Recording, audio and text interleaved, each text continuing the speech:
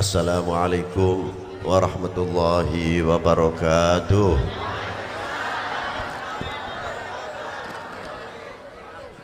Alhamdulillahi wahdah, wassalatu wassalamu ala sayyidil kamil bil fadail alladhi khassastahu fil azali bi sahibi jami'i sifatil kamaliyah al munfaridi fi khalqihi wa khuluqihi bi ashrafil khususiyah النبي الأمي الحبيب العالي القدر العظيم الجاه وجعلته واسطة العظمى لأهل لا إله إلا الله سيدنا محمد رسول الله صلى الله تعالى عليه وعلى آله وصحبه في كل لمحة ونفس عدد ما وسعه علم الله أما بعد.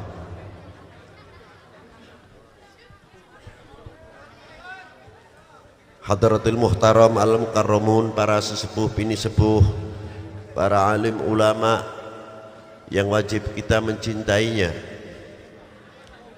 juga yang saya hormati bapak-bapak pimpinan cabang Nahdlatul Ulama beserta anggotanya, yang saya hormati bapak-bapak muspika, Pak Camat, Pak Dandramil, Pak Kapolsek atau yang mewakilinya,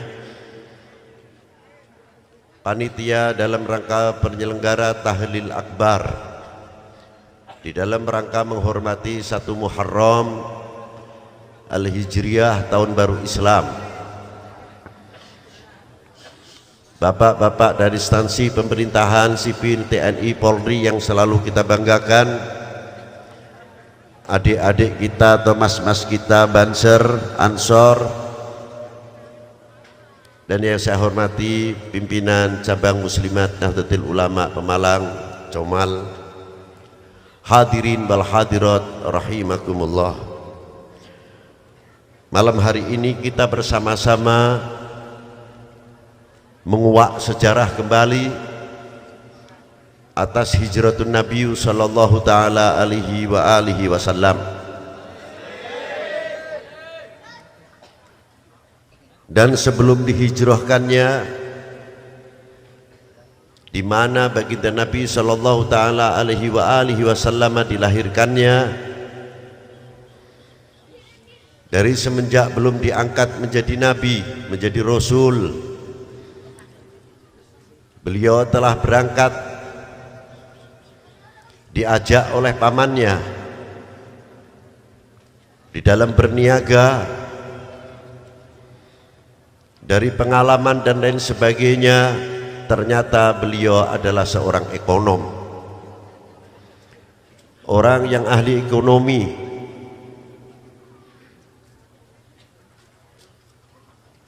Dua kali perjalanan di dalam berdagang atau berniaga di dalam Syam telah dilakukan oleh baginda Nabi sallallahu alaihi wa alihi wasallam 2 kali.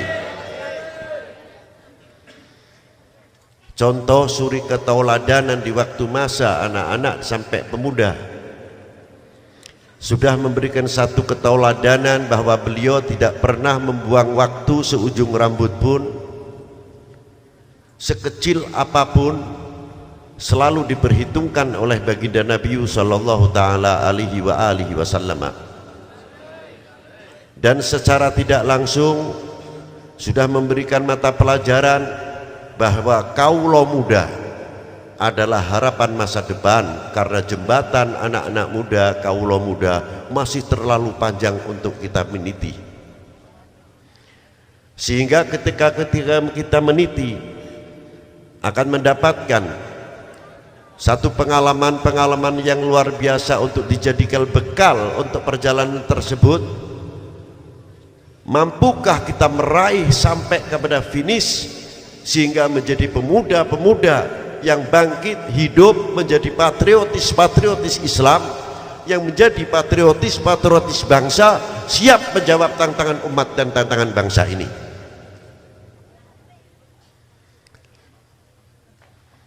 Pandangan wawasan cakrawala sangat terbuka dan sangat mendalami dan sangat luas.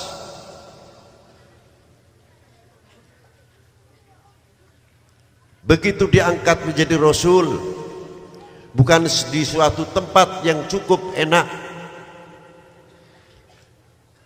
Di Mekah pada waktu itu bagaikan cekawah condro di muka. Bagaimana para sahabat-sahabat yang sebelum masuk Islam, beliau juga tidak terlepas dari tokoh intelektual, ilmuwan, dan tidak sedikit yang menjadi tokoh-tokoh ekonomi yang luar biasa. Tapi mengapa tidak bisa membangun wilayahnya, kulturnya setapak untuk maju dibandingkan negara tetangga semenanjung Arabia? Apa sebab? Karena yang ada merasa siapa yang paling jago, siapa yang paling top, siapa yang paling mulia di antara gobail per gobail. Itu yang ada. Bangsa Al ini lebih tinggi merasa dari bangsa Al ini, bangsa Al ini lebih tinggi merasa dari Al ini, terus berkembang dan berkembang, sehingga kejadian yang tidak masuk akal banyak terjadi yang menumpahkan darah, padahal secara logika maupun rasional menolak.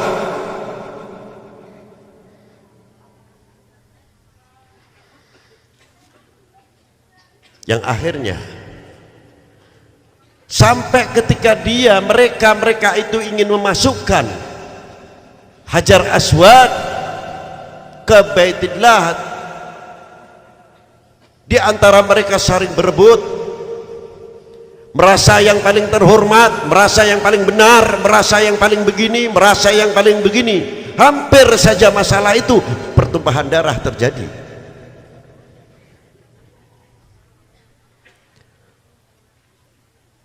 Akhirnya sepakat, barang siapa yang masuk ke Masjidil Haram paling pagi dan anak itu terkenal jujur, seorang pemuda, itulah yang berhak untuk memasukkan Hajar Aswad di Ka'bah. Ternyata siapa yang paling pagi datang adalah Nabi besar, Nabiuna Maulana Muhammad sallallahu alaihi wasallam, yang mendapat predikat dari Allah Ta'ala, yang mendapat sanjungan dari Allah Ta'ala, wa innaka la'alla khuluqin azim. Bukan dipuji karena derajatnya, bukan dipuji karena ilmunya, tapi dipuji karena akhlaknya.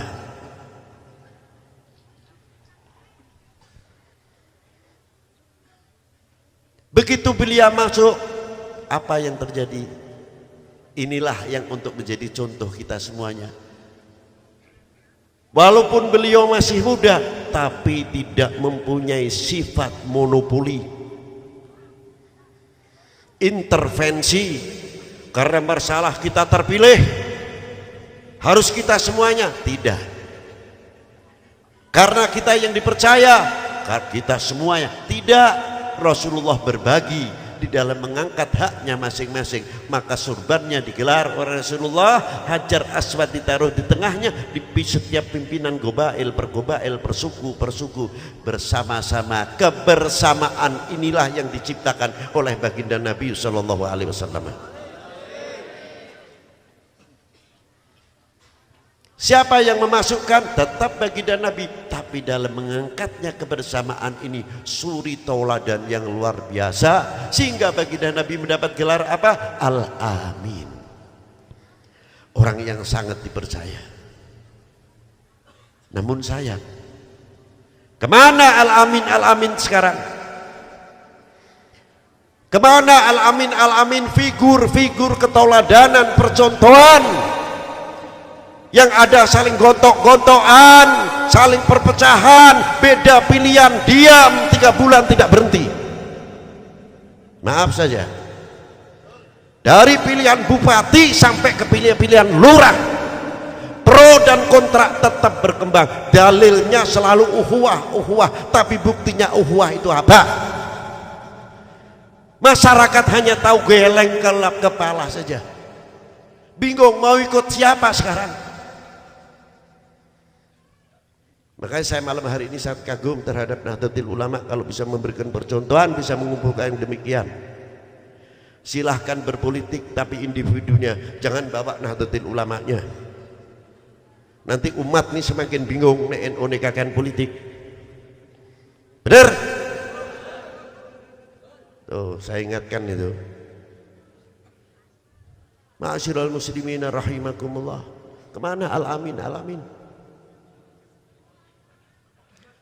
Ya kita hanya mengharap semoga kalian-kalian ini dan kita-kita ini menjadi orang misi al-amin, yang bisa mengayomi umat, yang bisa mengayomi bangsa, yang bisa memberikan keteladanan, yang memberikan satu kondusif. Nek aman tentrem ayem itu enak kabeh, dagangane maju, perekonomiannya jalan, ekonominya makmur, pertaniannya barokah. Karena apa? Buminya ikut dingin. Tapi kalau buminya ikut panas karena manusianya panas, kayak gunung. Nek gunungnya antok terus, musimnya musim hujan, terpaksa musim hujannya mundur karena uap gunung berapi semakin bekerja. Akhirnya waktunya musim hujan tidak jadi musim hujan, ikut panasnya gunung. Nah apalagi ikut panasnya manusia, lebih dari panasnya gunung. Itulah.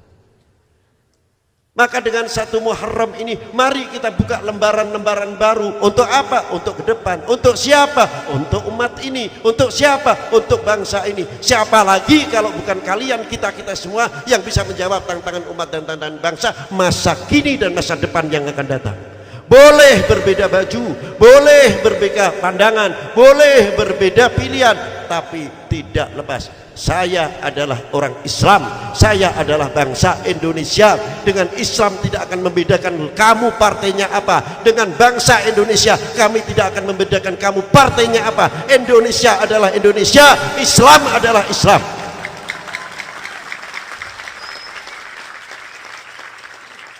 Pandanglah Islam lebih besar daripada kebesaran partai.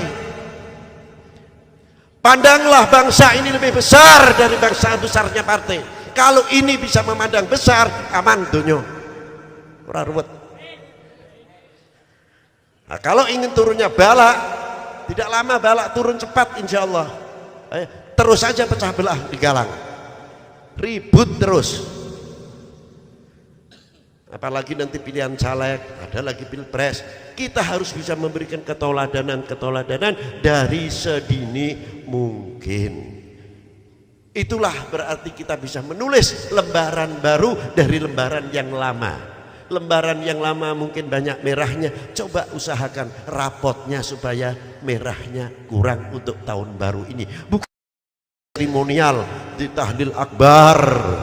Oke, tahlil akbar yang dibaca apa? Umpamanya namanya tahlil la ilaha illallah. Apakah kita selalu didengar, merasa didengar, dilihat oleh siapa? Oleh la ilaha illallah. Bukan papa nama la ilaha illallah tahlil akbar, tapi mari kita jadikan Allah Subhanahu wa taala la ilaha illallah huwallahu wahdahu la syarikalah selalu melihat dan mendengarkan kita dan melihat kita. Tumbuhkan di hati kita masing-masing. Insya Allah lembaran itu akan putih, semakin putih, semakin putih. Dari situlah dekadensi pada waktu itu bisa diredah oleh Rasulullah SAW. Terpilihlah tokoh-tokoh siap membangun yang luar biasa. Seperti siapa? Sayyidina Abi Bakrin Siddiq, Umar bin Al-Khattab, Uthman bin Affan, Ali bin Abi Thalib, Abdullah bin Abbas, dan tokoh-tokoh lainnya yang luar biasa. Ketika kita dihijrahkan, baginda Nabi dihijrahkan, turun perintah dihijrahkan. Hijrah bukan karena takut, dan hijrah bukan tuntutan perut, tapi hijrah wahyu minallah subhanahu wa ta'ala. Begitu hijrah, Rasulullah tidak mengangkat pedang,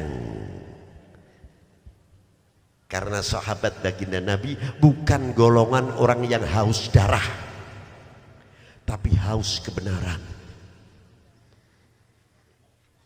Menata ekonomi, pedangnya diganti menata ekonomi, dunia pertanian, sarana ibadah, sarana-sarana yang dibangun oleh baginda Nabi sallallahu taala alaihi wasallam.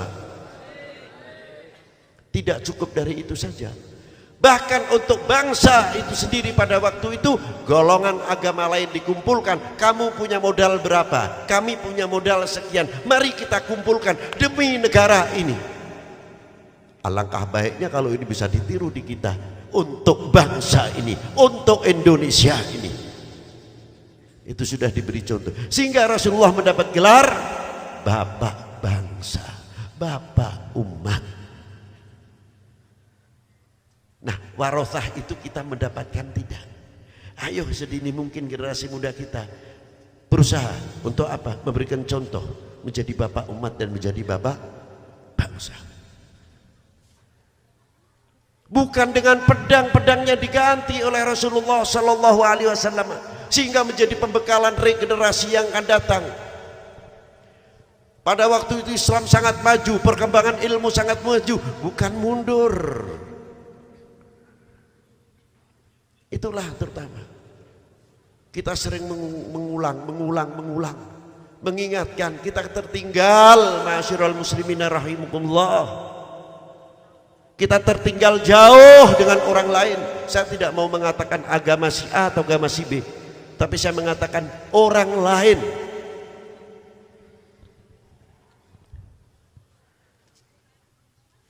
Sifat mencintai, rasa memiliki mulai melentur.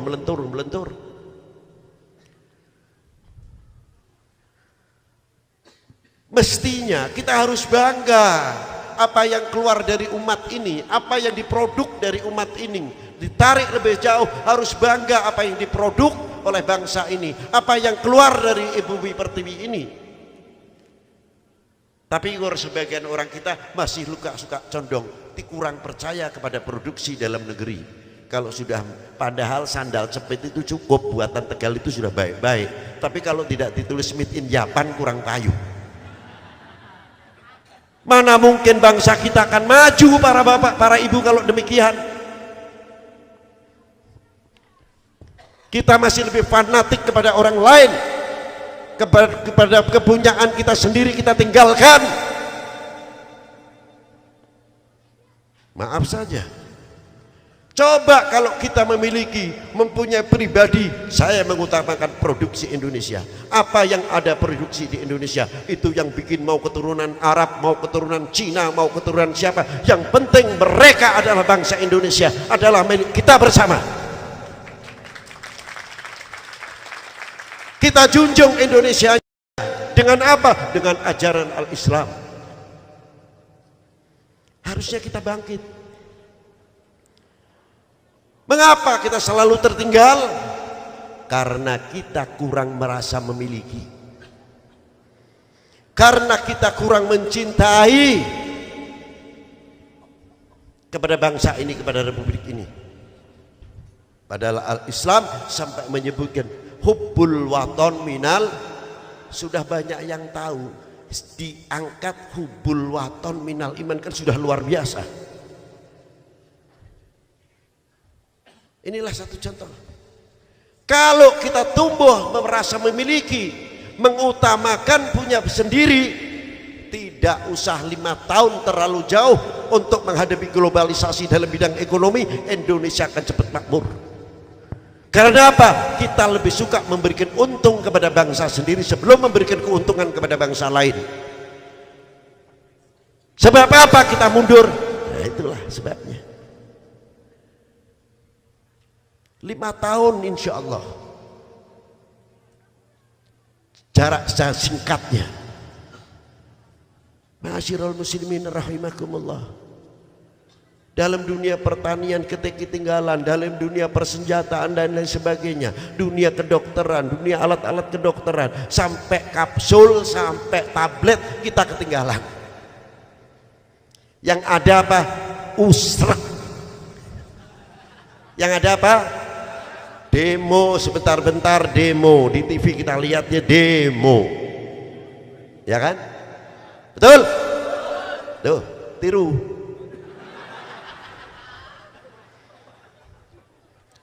Nek dicegah angel, tiru, cepat disumet. Itulah isinya begitu terus. Kapan maju? Kapan majunya bangsa kita ini, umat Islam khususnya di Indonesia ini? Nanti yang ribut masalah khilafiyah lain lagi, bid'ah syirik, mudah mengkafirkan seseorang. Lain lagi masalahnya. Bangsa lain sudah ngurusi nuklir, kita masih bid'ah syirik. Bangsa lain sudah mengurusi ekonomi yang luar biasa, kita masih ngurusi tahlil, tarakib, maulud, terus ribut dan seterusnya. Begitu terus, untung-untung orang anting lidur. Tuh. Sehingga kita lupa jerih payah apa yang ada di Indonesia. Ayame netesi ning Indonesia, sing makani wong Indo, sing kanggo makani barang Indo, hasil karya Indonesia. Setelah ayame gede sing oleh nomo wong liya ayam Bangkok.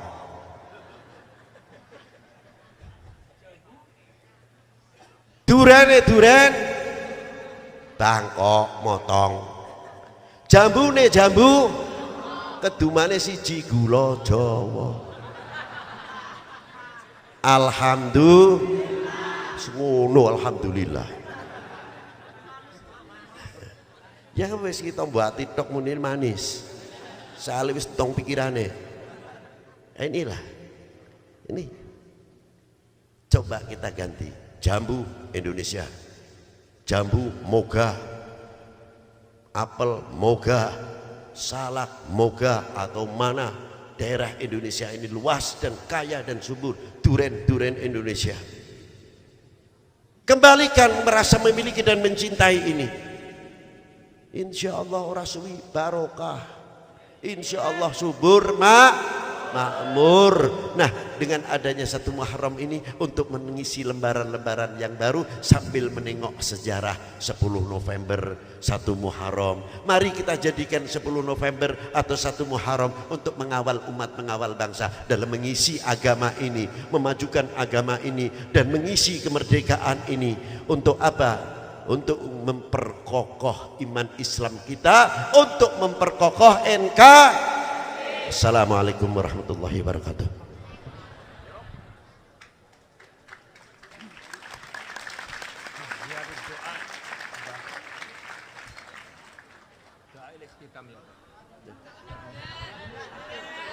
Wis padang sing mau.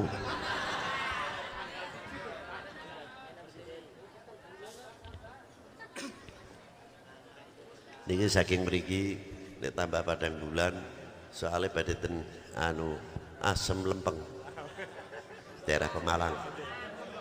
Apa? Wis lempeng kadoyong bae. Bismillahirrahmanirrahim. Allahumma shalli ala sayyidina Muhammad wa ala sayyidina Muhammad salatan tunjina biha min jamil ahwali wal afat wa taqdilana biha jamil hajat wa tutahhiruna biha min jami'is sayyiat wa tarfa'una biha 'ala darajat wa tuballighuna biha aqsal ghayat min jamil khairat fil hayati wa ba'dal mamat. Wa sallallahu wasallam ala sayyidina Muhammadin wa alihi wa sahbihi wa baraka wasallam walhamdulillahi rabbil alamin wal afu minkum. Assalamualaikum warahmatullahi wabarakatuh.